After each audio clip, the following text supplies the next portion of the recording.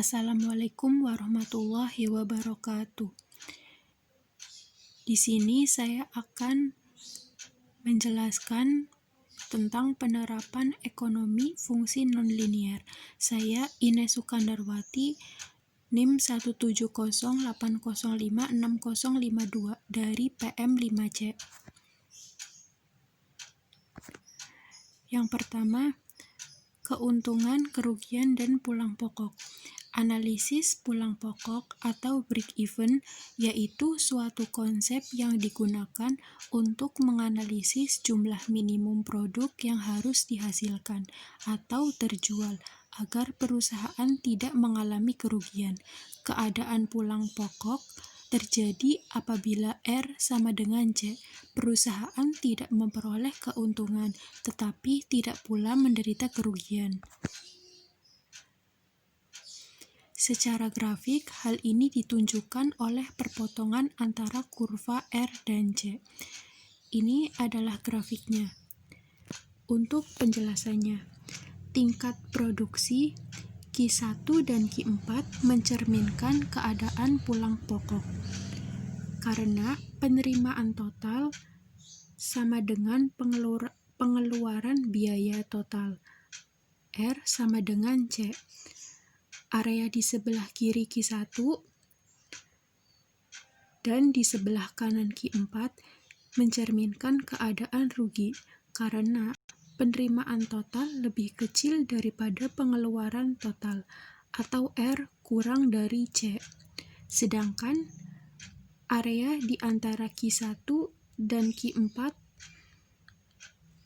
mencerminkan keadaan untung karena penerimaan total lebih besar daripada pengeluaran total atau R lebih besar dari C. Tingkat produksi Q3 mencerminkan tingkat produksi yang memberikan penerimaan total maksimum. Keuntungan maksimum tidak selalu terjadi saat R maksimum atau C minimum.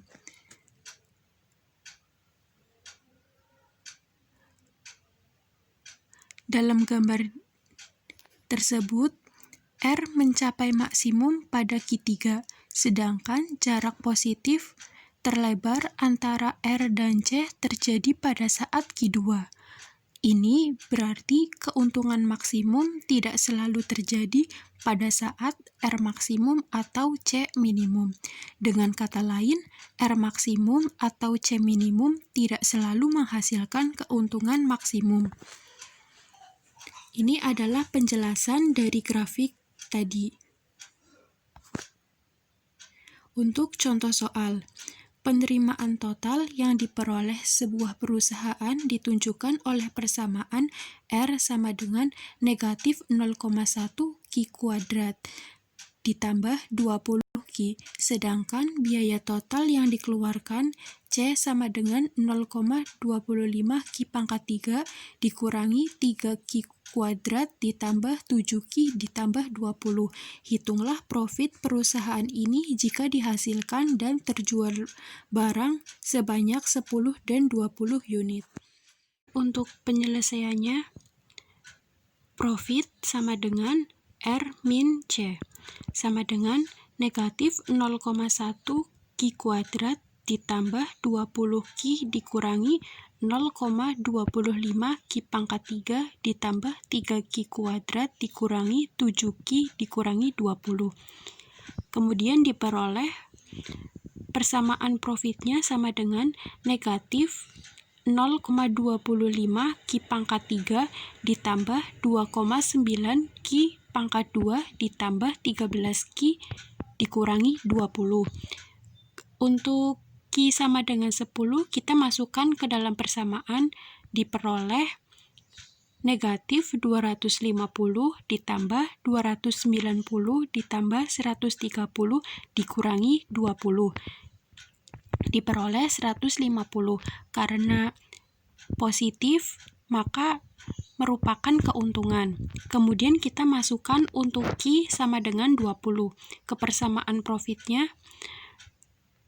diperoleh negatif 2000 ditambah 1160 ditambah 260 dikurangi 20, diperoleh negatif 600. Karena dihasilkan negatif, maka mengalami kerugian.